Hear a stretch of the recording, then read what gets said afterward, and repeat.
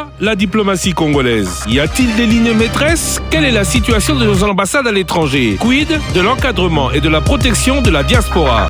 Top Congo FM 88.4, première radio d'information en République démocratique du Congo. Édition spéciale. Le vice-premier ministre et ministre des Affaires étrangères Christophe Lutundula est, depuis New York, l'invité de la rédaction de Top Congo FM. À suivre ce vendredi 24 septembre après la grande édition du journal de 19h. Top Congo FM 88.4, première radio d'information en République démocratique du Congo. Quelles sont les nouvelles lignes maîtresses de la diplomatie congolaise? Pour en parler avec nous dans cette émission, nous recevons le vice-premier ministre, ministre des Affaires étrangères et de la coopération internationale, Monsieur Christophe Lutundula. Bonjour. Bonjour.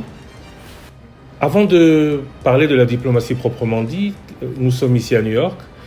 La 76e Assemblée générale a vu le discours du président de la République. Quelles sont les retombées attendues de la sortie du président Tshisekedi? Bien, d'abord au niveau de l'Afrique, que l'Afrique soit mieux comprise par rapport aux enjeux du moment, que les Nations Unies portent une attention particulière sur la problématique de la Covid-19 qui a atteint les vies humaines, qui a atteint les économies des pays du monde, en particulier des pays les plus vulnérables, dont les pays africains. On attend également que les Nations Unies prennent ses responsabilités par rapport aux prescrits de sa charte, particulièrement l'article 1er du chapitre 1er, point 1, qui consacre la sécurité et la paix internationale comme les principales, je dirais, le premier but de la création de l'Organisation mondiale. Qu'est-ce qu'on attend aussi? C'est que nous avons, nous comme RDC, nous sommes engagés dans un processus de paix à travers la MONUSCO, dont le mandat devra se terminer d'ici à l'échéance 2024. Et sur ce point-là, il y a eu un travail qui a été fait par un comité conjoint, MONUSCO, gouvernement congolais. On a signé, si vous voulez, le pacte de la transition, comme je l'appelle. Et c'était un ensemble de questions sur lesquelles nous attendons non plus le discours de déclaration, mais un engagement ferme de la communauté internationale et des actions sur le terrain. Sur ce dernier point, la MONUSCO, on parle de son retrait depuis de nombreuses années.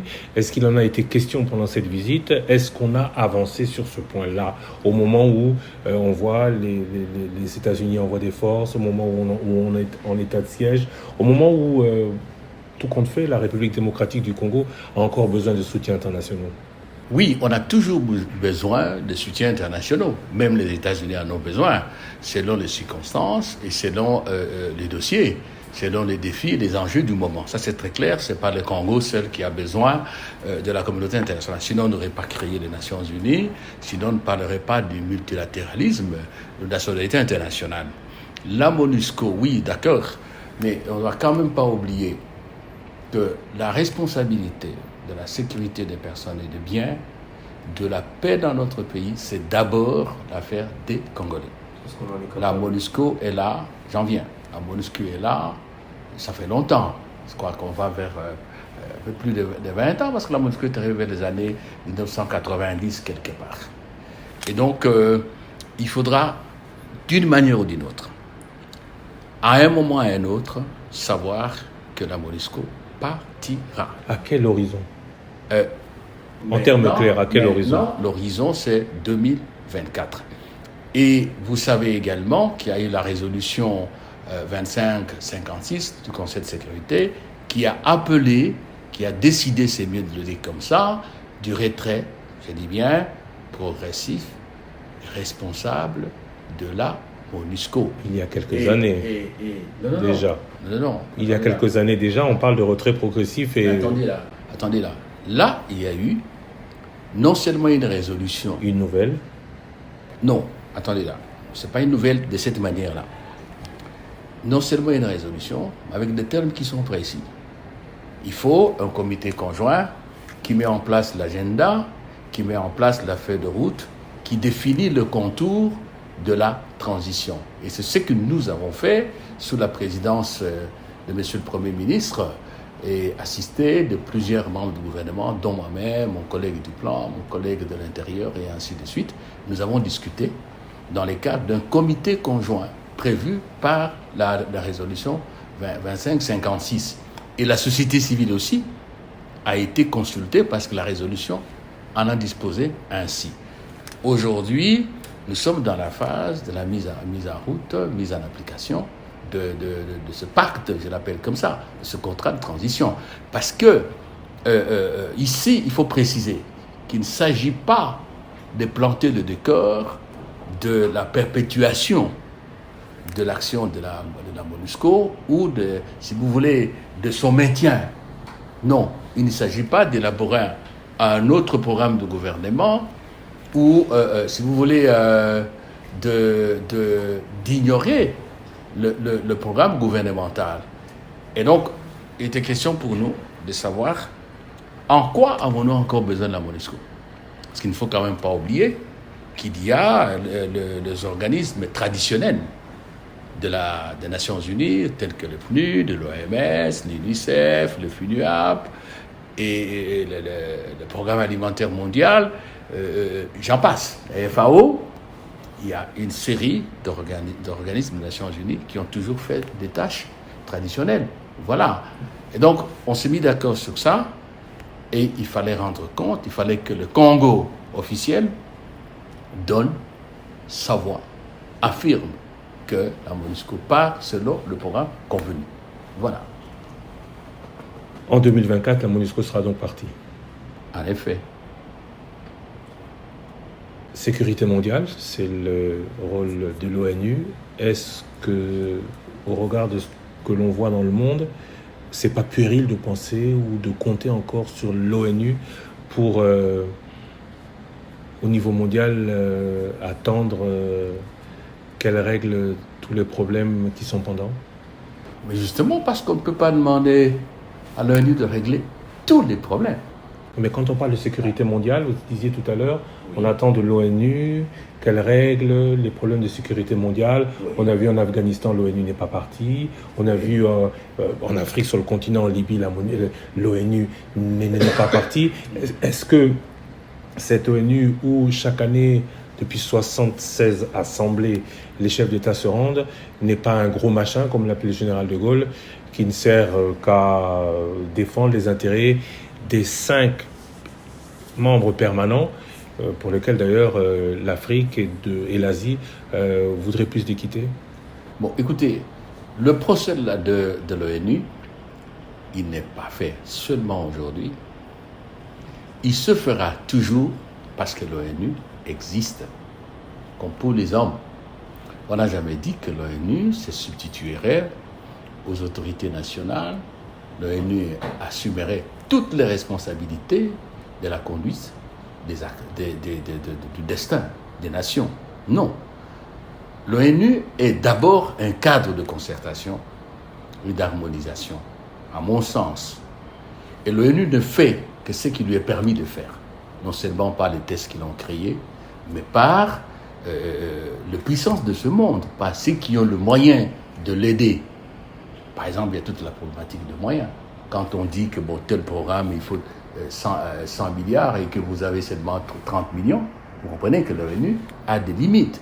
Mais ce qu'on ne dit pas, parce qu'on ne peut pas le dire, que serait-il arrivé s'il n'y avait pas, ne fût-ce que cette ONU-là, s'il n'y avait pas, ne fût-ce que ce cadre? Il y a des échecs, ils sont nombreux. Il y a des réussites ici. Peut-être qu'ils ne se sentent pas comme on veut qu'elles soient ressenties, mais on ne peut pas dire à l'absolu que c'était machin, comme le général de Gaulle l'a dit, à un moment donné, et dans les cas de la politique extérieure française, de la perception du monde qu'avait la France. Moi, je ne crois pas qu'aujourd'hui, les Français peuvent dire que l'ONU, c'est un bon à rien. Non, c'est pas du tout. C'est pas conforme à la réalité, c'est pas objectif dans tous les cas. Mais on n'a jamais entendu non plus les grandes puissances régler leurs problèmes. Aujourd'hui, on le voit entre les États-Unis et Australie et les États-Unis. On voit la France avec Les grandes puissances ne règlent pas leurs problèmes via l'ONU. Mais parce qu'elles sont des grandes puissances. Alors pourquoi l'Afrique? Elles peuvent se faire chanter. Pourquoi l'Afrique? Parce que elles doivent d'abord trouver des compromis entre elles. Hélas, c'est ça la triste réalité. Et c'est pour cela que dans son discours d'il y a quelques jours, le président Tshisekedi a terminé par la problématique que vous soulevez. On est resté dans la logique, dans la rationalité de l'après-guerre qui a présidé à la création de l'Organisation des Nations Unies et à ce rapport de force. Même si on a évolué, parce que finalement la Chine est sortie, il est arrivé sur la place publique internationale et on l'a intégré dans le petit groupe auquel vous faites allusion, vous comprenez? Mais on ne peut pas, j'insiste à l'absolu, dire que la présence de l'ONU égale 0 ou bien c'est égal moins. Non, c'est pas ça. C'est un idéal à atteindre. La charte, dans toutes ses dispositions, a défini un idéal de paix, un idéal de sécurité, un idéal de solidarité internationale, de complémentarité entre les nations. Mais, comme on dit toujours, je le répète, je crois que c'est Jaurès qui disait, si je me trompe, poursuivre l'idéal, mais maîtriser le réel. C'est ce que nous faisons. Entre l'idéal de l'ONU, entre l'idéal de la diplomatie, définition générale de conduite de négociation et de reconnaissance diplomatique entre les personnes, les groupes ou les nations en réglant un problème sans violence, entre cet idéal et le rapport de force, que pouvez-vous nous dire des lignes maîtresses aujourd'hui de ce que vous appelez la nouvelle diplomatie congolaise? Voici les options fondamentales de la nouvelle diplomatie congolaise, définie par le chef de l'État et consacrée dans le programme du gouvernement que le Premier ministre a présenté à la représentation nationale à l'Assemblée et qui a été approuvé dans les conditions d'unanimité que vous connaissez. La première option, la diplomatie de développement. Ça veut dire ceci, faire de la diplomatie le pilier et l'instrument de développement du pays. Concevoir toutes nos actions dans nos rapports avec les États, avec d'autres peuples, toutes ces actions doivent tendre à un but. Apporter à notre pays de ressources qu'il faut pour exploiter les ressources naturelles et la technologie au profit de sa population. 2. C'est plutôt de la représentation que de la diplomatie, alors? Comment? C'est plutôt de la représentation commerciale, Laissez-moi terminer. Donc, chercher de ressources. Un développement. Pour mettre en valeur nos ressources, nos richesses, les rendre liquides à la portée de la population. Diplomatie de développement, c'est aussi faire en sorte que nous ayons de partenariats constructifs, comme on dit à la mode, gagnant-gagnant, mais de partenariats qui partent de nos intérêts. Et il faut que la diplomatie nous apporte ces moyens-là, apporte le bien-être à la population. Première option, diplomatie du développement, et on pourra parler, vous remarquerez que depuis le président est arrivé, il y a beaucoup d'accords de partenariat qui sont signés. Moi-même, je venais d'en signer sous son autorité il y a quelques semaines en Turquie. Bientôt, ça sera le Qatar, l'Arabie Saoudite, les Émirats Arabes Unis, et on va continuer en Afrique. On en a signé aussi avec l'Ouganda, on a signé avec le Burundi, et nous continuons. C'est ça la diplomatie Premier point, diplomatie développement. De développement. Donc la diplomatie économique. Il y a également l'ouverture diplomatique, la deuxième option. Ça, un peu, c'est dans la vocation naturelle de la RDC depuis qu'elle existe comme un État. Je ne dis pas que la colonisation était une bonne chose, mais note tout de même que depuis 1885, le principe qui a été consacré, c'est l'ouverture dans l'intérêt de ceux qui nous ont colonisés.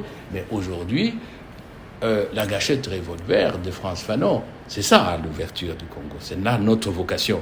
Donc on n'a pas de choix. Le choix, c'est ce qui rapporte à la République. Ouverture. Là, on n'est plus dans l'économie.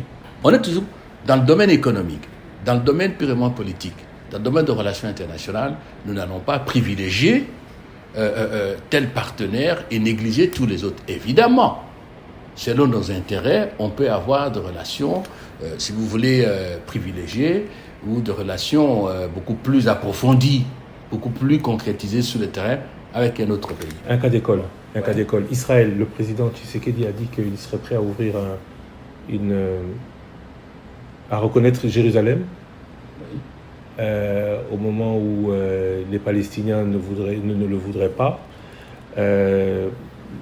Là, on fait le choix de qui? Des pays arabes ou des... Non, messieurs, nous ne sommes pas dans cette logique-là. Notre logique, où sont les intérêts de la RDC? Que veut jouer la RDC? Et c'est ça la troisième option. L'option de participer au leadership africain et pourquoi pas au leadership mondial par des propositions, par des actions concernant, si vous voulez, les grands enjeux du monde.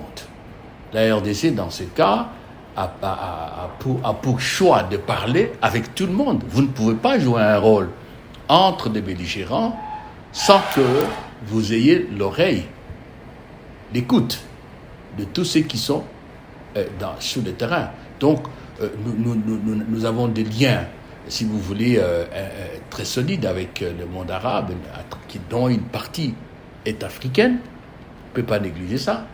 Nous nous sommes battus pour le respect d'un certain nombre de droits consacrés par la Déclaration universelle des droits de l'homme et la Charte des Nations Unies, droit de l'autodetermination, mais nous sommes aussi ouverts aux valeurs de la solidarité, de l'unité, du multilatéralisme et du dialogue entre les peuples comme mode de règlement de conflits. Donc il n'y a pas de problème de dire on a fait le choix des Arabes ou je ne sais pas qui. Non, on ne peut pas nous amener sur ce terrain-là.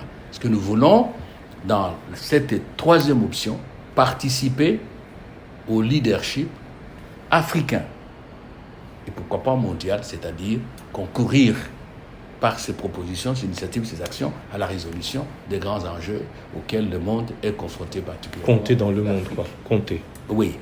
Et une autre option importante, c'est la politique de bon voisinage et le renforcement de relations ainsi que de la coopération avec les pays limitrophes. Vous vivez maintenant, depuis que le président Tshisekedi est là, il sillonne les pays africains, il sillonne le voisin, il fait des accords avec le voisin. Nous sommes là et on dit, nous sommes à la SADC, nous sommes à Eastern African Community, nous sommes à la CEAC et nous faisons tout pour être utiles à l'Afrique et de vivre bien avec nos voisins. Et l'initiative la plus forte, c'est l'initiative de partager des projets, d'agir ensemble pour l'intérêt de nos populations respectives. C'est ce qu'on vient de faire avec l'Ouganda. La route ou les deux routes, mouvement de personnes et de biens, ça facilite aussi le contrôle des frontières. Avec le Rwanda, des accords aussi. Avec le Burundi, on vient de le faire et on va continuer. On va continuer la série avec d'autres pays qui sont des pays voisins. Et il ne faut pas oublier aussi que tout cela suppose qu'on ait un capital humain, c'est-à-dire un personnel diplomatique mieux encadré, mieux motivé, performant, aux capacités renforcées, qui non seulement comprennent l'utilité de la diplomatie, qui non seulement intériorisent les valeurs qui sont à la base de notre politique extérieure, mais qui sont engagés et qui produisent. À ce propos, puisque vous parlez des diplomates, parlons de la situation des missions diplomatiques. À un moment donné, un de vos prédécesseurs, je crois que c'est M. Alexis Tambwe-Mamba, disait qu'il y en avait trop, qu'il y avait des missions qui devaient être retirées. Est-ce qu'on est toujours dans cette logique-là? Et surtout, récemment, vous avez vous-même fait un état des lieux que vous avez jugé alarmant. Un document de 17 pages a été exposé au Conseil des ministres, où vous dites qu'il est peu évident de corriger les dysfonctionnements graves actuels. On parle de dizaines de millions de dollars d'arriérés de paiement, des diplomates qui ne savent pas s'ils seront toujours chez eux le lendemain, parce que les loyers sont impayés. Problème dans le traitement de nos diplomates, mais aussi problème dans le paiement de nos cotisations aux organisations, Union africaine, SADC, ONU, qui devraient nous permettre, selon les 4 points de la nouvelle diplomatie que vous voudriez appliquer, qui ne devrait pas nous permettre d'être un État sérieux. Bon, écoutez, tout cela, c'est l'héritage. Hélas, quand on accède aux charges publiques, il y a un héritage, et puis on vous dit c'est la continuité de l'État. Il faut quand même préciser que ce n'est pas Tshisekedi qui a produit ce lourd fardeau, ce lourd héritage. Mais parce qu'il est devenu chef de l'État, parce qu'il y a un gouvernement, parce qu'il y a un parlement, ainsi va la vie des nations. Une nation avance, un peuple avance, lorsqu'il assume l'histoire. C'est ce que nous faisons. Donc là aussi, il faut qu'il y ait de la confusion. Ce n'est pas Tshisekedi, c'est l'héritage. Oui, mais au-delà de cet héritage, qu'est-ce qui est fait depuis janvier? Quelles sont les pistes de sortie? La première chose, je vais vous dire que les choses ont évolué. Il y a eu des cotisations qui sont déjà payées. Depuis que nous sommes là, nous sommes arrivés jusqu'au mois d'avril, les diplomates sont payés régulièrement. Il n'y a plus de retard de paiement. Ce qu'on a fait avec Nicolas Kazadi, les ministres des Finances, et Aimé Mbonji, les ministres du Budget, et moi-même, à travers la commission que nous avons mise en place, et nous-mêmes, on est arrivé à la conclusion, c'est qu'on doit arrêter la diarrhée des arriérés. Ce qui fait que maintenant, on paye. Il y a encore des petits problèmes en ce qui concerne les engagés locaux. Il y a encore problème pour les frais de fonctionnement. Donc nous essayons de faire en sorte que, très rapidement, tout cela aille ensemble. Il y a alors le contentieux des années antérieures. Là aussi, il y a des cas qui sont résolus. Je dois dire que l'ampleur n'est pas encore celle qu'on attend. Mais nous avons obtenu, sur instruction du chef de l'État, avec le soutien du Premier ministre, c'est un nombre d'ouvertures que nous allons exploiter dans le tout prochain jour pour voir comment, si vous voulez, désamorcer la bombe des arriérés, les apurer graduellement. On ne peut pas tromper. On ne peut pas tromper. Il faut trouver d'autres mécanismes et convenir avec les créanciers dont nos compatriotes auxquels vous faites allusion et qui doivent comprendre la situation du pays, comment on va apurer. Donc voilà, actuellement, même dans les ambassades, je peux vous dire, par exemple le Maroc, il n'y a plus de problème au Maroc. Par exemple l'Italie, il n'y a plus de problème. Et la En Italie, il n'y a plus de problème? Non. Au moment où... À l'ambassade, il n'y a plus de problème. Non. En Italie, on revient d'Italie il n'y a pas longtemps. Nous étions en Italie. Certains propriétaires se sont organisés en association. Attendez un peu. Pour réclamer leur dû. Non, attendez un peu. Moi, je n'ai pas encore reçu ce cas, mais je sais que c'est inventorié. Je veux parler de la chancellerie. Nous avons trouvé une dette à la chancellerie. Et nous avons payé avec les frais de fonctionnement du cabinet. C'est apuré. Vous comprenez? Et nous continuons ce mouvement sans arrêt. Vous accepteriez que certain nombre de choses qui ont été décidées en faveur des agents, qu'on ne se mette pas à faire des annonces. Moi, je ne suis pas là pour faire des annonces, et ils n'ont pas besoin d'annonces, nos diplomates. Ils ont besoin de solutions concrètes. Nous avons trouvé, par exemple, des corps dans les morgues. 2 ans. Il est mort, diplomate. On n'a jamais rapatrié. On a rapatrié. C'est fait. C'est fait. En l'occurrence, notre compatriote qui était, je crois, premier conseiller d'ambassade, si je ne m'abuse, au Togo. En Italie, il y en a aussi. Non, en Italie, non. Non, il n'y en a pas. Il y a une compatriote à nous qui est morte en Égypte. On a rapatrié. Le président est intervenu, le Premier ministre, au niveau du ministère, on est intervenu. De ce côté-là, à l'heure actuelle, c'est terminé. Nous n'avons pas de dépit de nos compatriotes qui moisissent, si vous permettez l'expression, dans des morgues. Nous continuons. Je suis arrivé au ministère. Tous les bus KO, ça ne marche pas.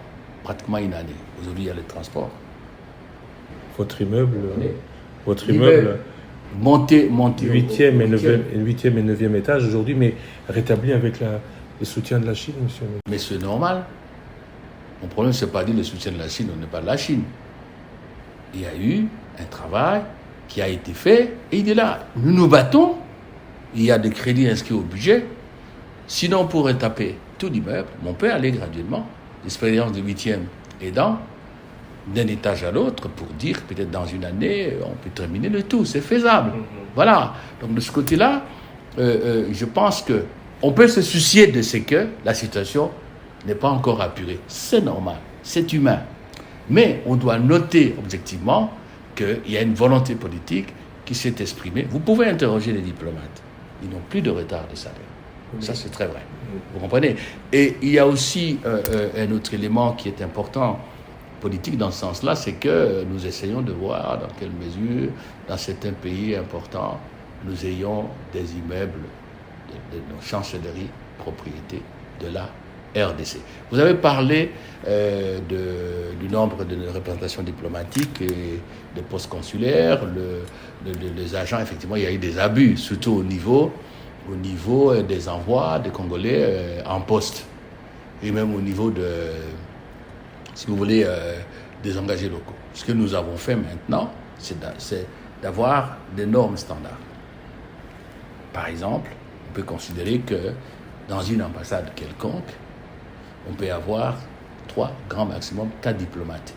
Mais il faut moduler cela en fonction du boulot. Nous sommes à New York, vous envoyez 3-4 diplomates ici à New York, c'est de la bêtise. Il y a toutes les commissions des Nations Unies, Genève aussi, Union africaine, donc... Il en faut un peu plus. On a essayé de faire ça. Mais ne nous faisons pas non plus d'illusions. Il y a des postes qu'il faut, si vous voulez, supprimer ou mettre sous une seule juridiction. Mais il y a d'autres postes qu'il faut ouvrir. Aujourd'hui, nous avons un regain, en tout cas une manifestation d'intérêt assez important, par exemple, du côté... Des pays arabes. Des pays arabes. Alors, eux veulent ouvrir, nous avons des dossiers, il faut ouvrir. Il faut qu'il y ait des gens qui suivent ça. Donc, ce n'est pas un dossier facile, parce que n'oublions pas non plus qu'il ne suffit pas de dire on supprime cette représentation diplomatique. Faudra-t-il encore avoir un budget pour ramener ceux qui sont là? Pour solder tous les comptes. Voilà. Monsieur le ministre, vous parlez d'une nouvelle diplomatie plus active de développement vers tous les partenaires, de participation au leadership africain. Y a-t-il un ambassadeur aux Nations Unies titulaire? Y a-t-il un ambassadeur titulaire en Belgique? Y a-t-il un ambassadeur titulaire en Russie? Y a-t-il un ambassadeur titulaire en France? Qui, dans ces principaux pays majeurs, pour appliquer cette nouvelle diplomatie? Est-ce que le tout, ce que vous nous dites, n'est pas de la dialectique, mais pas ce qu'elle, cette diplomatie devrait être vraiment? Moi, j'ai appris dans ma vie de ne jamais passer devant l'auto, sauf si ça a freiné. Nous n'avons pas freiné notre véhicule de réforme. Un peu de patience. Ce sont des questions délicates qui obéissent à des procédures qui exigent que la langue soit un peu dans la poche. Ça va se résoudre. Est-ce qu'on peut être pris au sérieux? Est-ce qu'on peut être des interlocuteurs quand on est au niveau des chargés d'affaires? Mais attendez là, c'est pas nous qui avons produit ça. C'est pas Tshisekedi qui a produit ça. Absolument pas. Mais je vous dis que dans les jours à venir, c'est un engagement que je prends au nom du chef de l'État. Vous allez entendre que, par exemple, dans tous les pays membres permanents du Conseil de sécurité, la situation est réglée. Dans les jours à venir, au mois de septembre, au mois d'octobre, avant la fin de l'année? Non, messieurs. Ça ne dépend pas que de nous. Si vous connaissez la procédure... Ça dépend aussi des pays qui accueillent. Des agréments et tout ça. Donc, des agréments ont déjà été envoyés? Non. Moi, je vous dis ceci. Parce que vous dites septembre, octobre. Allez. Des demandes d'agrément ont déjà été envoyées? Attendez un peu là. Allez. On va un peu raisonner ensemble. Moi, je vous dis, allez. L'agrément a été envoyé. La semaine prochaine, je nomme. Non. Allez, un exemple. La demande d'agrément. En France. Je ne partirai pas avec vous plus loin que ça. Non, je prends un exemple. En France. Votre exemple. Je cite un exemple parmi tant d'autres. Votre exemple. On décide de désigner Isabelle Chombé ambassadeur en France. Est-ce que, si c'est déjà fait, est-ce que c'est déjà fait? Je n'ai pas à vous le dire. Écoutez, si vous me donnez une occasion là d'expliquer un peu à nos compatriotes. Bien sûr, je suis député, j'ai mon mandat. Mais je ne suis pas député actif. À l'Assemblée, on parle ou on démissionne. Au gouvernement, on se tait et ou on démissionne. Moi, je n'ai pas envie de démissionner. Donc, sur ce point-là, faites-nous confiance. Faites confiance au chef de l'État. Ça va sortir bientôt. Mais vous pouvez nous dire si les demandes d'agrément ont déjà été lancées? Je n'ai pas à vous dire à vous, mais j'ai à vous lire une ordonnance, faire lire une ordonnance de nomination. C'est ça qui vous intéresse. Pour terminer, voilà. Et d'ailleurs, sur ce point-là, j'ai oublié de vous dire qu'il y a un événement important que nous préparons. C'est la conférence diplomatique. Il y en a qui disent, après les nominations, on peut raisonner autrement, parce qu'il y a toujours la procédure de demande d'agrément. Nous pouvons dire qu'il faut la conférence diplomatique pour une réflexion globale et approfondie, au-delà des personnes, qui nous permettent peut-être aussi de mieux profiler la personne qui doit être envoyée en poste à l'étranger et les actions à accomplir. Donc on se bat pour que d'ici fin octobre, début novembre, nous ayons la conférence diplomatique qui sera un grand événement et au cours de laquelle le chef de l'État va, si vous voulez, configurer de la manière la plus claire, nette et publique, parce que les gens peut-être se posent des questions. Vous m'avez posé la question. La manière dont notre diplomatie se présente aujourd'hui et doit se présenter là. Monsieur le ministre, merci beaucoup de nous avoir accordé de votre précieux temps. On va terminer. On ne peut pas ne pas parler diplomatie sans parler diaspora. Aujourd'hui, est-ce qu'on peut parler est-ce qu'on peut espérer, quand peut-on espérer que les missions diplomatiques congolaises soient un lieu de protection de la diaspora, un lieu d'encadrement de la diaspora? Et parce qu'aujourd'hui, cette diaspora est un peu perdue. On a vu récemment, d'ailleurs, un des artistes congolais qui voulait jouer en France, Werrason pour ne pas le citer, avec un total désaccord entre ce qui semble se passer au niveau de la diaspora au Congo et de l'entendement qu'ils ont là-bas de ce que devrait être leur pays. À quand une meilleure symbiose, c'est aussi de votre ressort, entre le Congo et sa diaspora? Je pense que la première chose à faire, c'est d'organiser la diaspora. Il faut trouver un cadre de travail avec la diaspora. Il ne suffit pas de nommer un ministre chargé de la diaspora, non. Et je sais que, comme parlementaire, qu'à un moment donné, et puis j'ai participé à beaucoup de rencontres entre nous, on a parlé du Conseil national de la diaspora. C'est une idée parmi tant d'autres à explorer. La deuxième chose, c'est de mettre en place des mécanismes de communication permanente entre la centrale, c'est-à-dire mon ministère, et la diaspora. La troisième chose, c'est de définir avec la diaspora, évidemment, ça dépend des zones géographiques, les zones d'intérêt commun, les priorités. Il faut qu'on ait le même attendement sur cette question-là. Bien sûr qu'on sait que la priorité des priorités, c'est la protection et la sécurité. Et à part ça, c'est de savoir comment faire que la diaspora congolaise soit profitable à la République. C'est le cas, par exemple, au Mali, au Sénégal, dans beaucoup de pays africains, vous trouverez, surtout en Afrique de l'Ouest, que la diaspora est un agent de développement très important.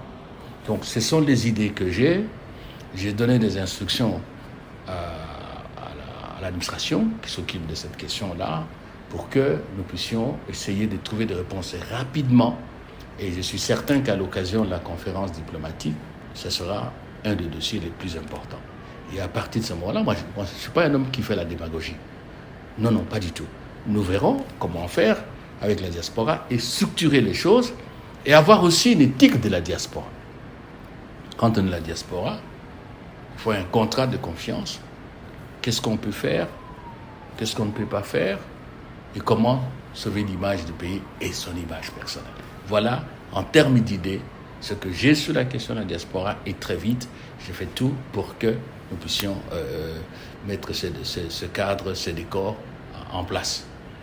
Monsieur Christophe Lutunula, je rappelle que vous êtes le vice-premier ministre et ministre des Affaires étrangères. Merci beaucoup de nous avoir accordé ici, à New York, siège de l'Organisation des Nations Unies, cette première interview en tant que chef de la diplomatie congolaise. Je vous remercie. Je remercie Top Congo aussi. Je sais qu'il y a des compatriotes qui se disent « mais on ne l'attend plus ». Je les remercie. Il y en a qui le disent avec amitié et de bonne foi. Il y en a qui le disent avec méchanceté. Mais encore une fois, je dis, quand on est au gouvernement, ce n'est pas les parlementaires. On a des limites, on a une éthique de la fonction, on assume des responsabilités, surtout lorsqu'on travaille côté du président de la République des Affaires étrangères, article 91 de la Constitution. C'est un domaine de collaboration. Ailleurs, on dit le domaine réservé. Chez nous, on n'a pas voulu ça. Donc là, il y a un comportement qu'il faut avoir. Merci beaucoup. À Top Congo, effectivement, c'est la première fois que je parle.